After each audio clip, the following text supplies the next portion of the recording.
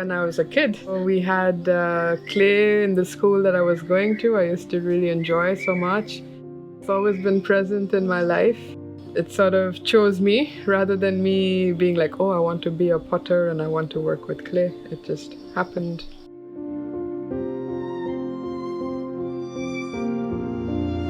Where we are standing right now is just 3 years old. It's a baby still. And but before that I was apprenticing and I worked with other potters, and there's so much to learn, and I think it's good to have that exposure before you go out and set your own. So I predominantly do hand building or throwing on the wheel. I make functional stuff and I make sculptural things, and I like color, I like even earth tones.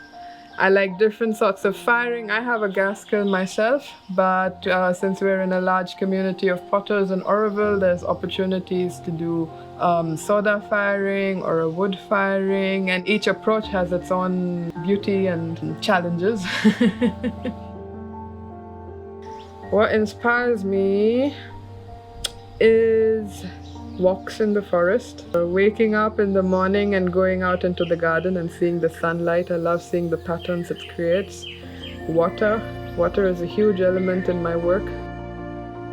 I also look at lines as lines of energy. So raindrops, ripples on the water, even just like branches, the shapes that they create when you just look up at the trees. It's a whole world of inspiration.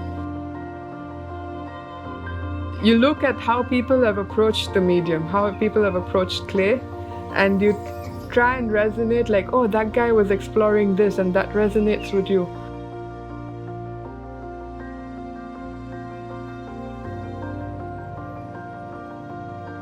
No, I think this is going to be a lifelong learning.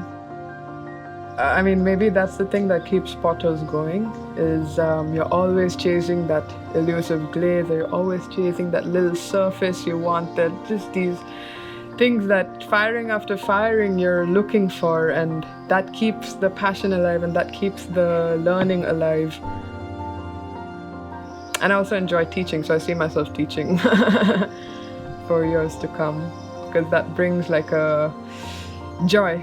When you share, it's like a mutual learning between the students and the teacher. You share the same excitement for clay, or like, you know, when we just had a student first glaze firing and they bring back that innocent joy of like, oh my god, the glaze is this and this is what happens. How does this color turn into blue? And so that keeps it all fresh and engaging.